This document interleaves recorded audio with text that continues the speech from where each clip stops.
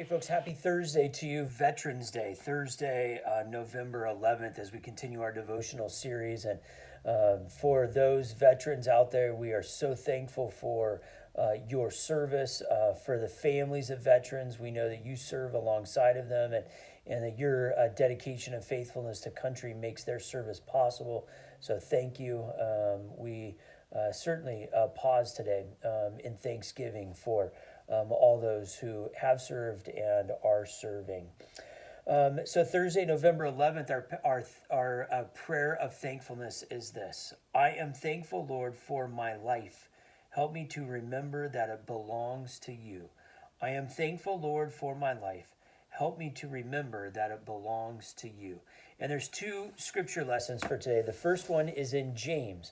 Now, James is a very small book, very close to the end of the Bible.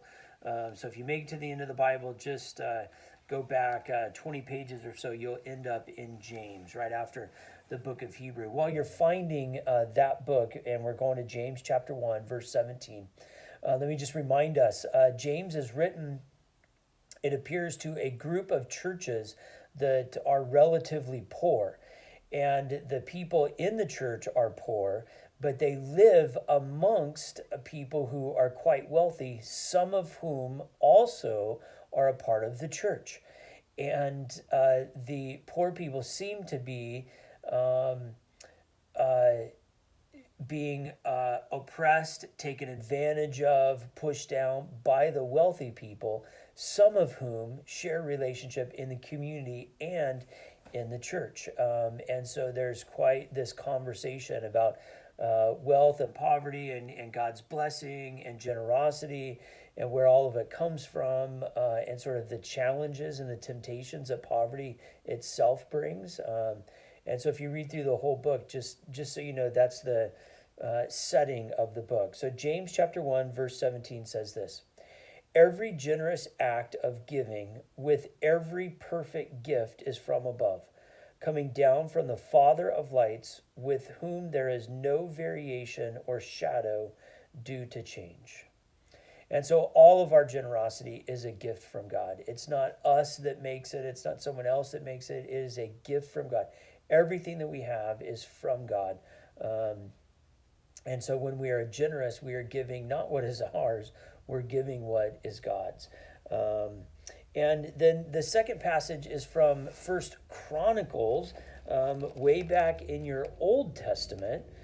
So find that. It's about halfway through your Old Testament. And as you're finding that, so First Chronicles chapter 16. First and Second Chronicles is just that. It's a chronicle. It's a history, a retelling of the kingdom period of Israel and Judah. And so we sort of begin from the beginning. So we've got all the different kings in there, David and Solomon and all those others.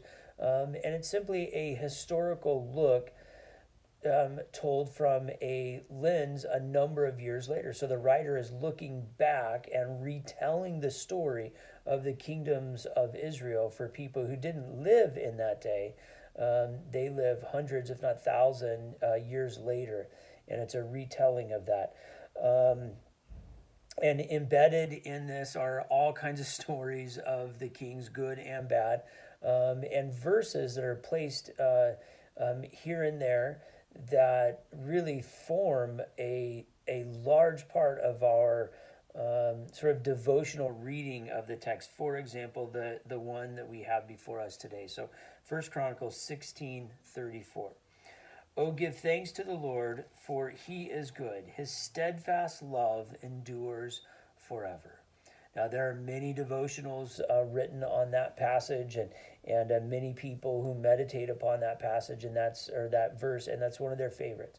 And it's hidden in this history book that is just recounting king after king. Oh, give thanks to the Lord, for he is good, for his steadfast love endures forever. If you know nothing else today, I pray that you know of God's steadfast love in your life and trust that it will endure forever. For your life belongs to God, and for that we give thanks. God bless. Have a great day.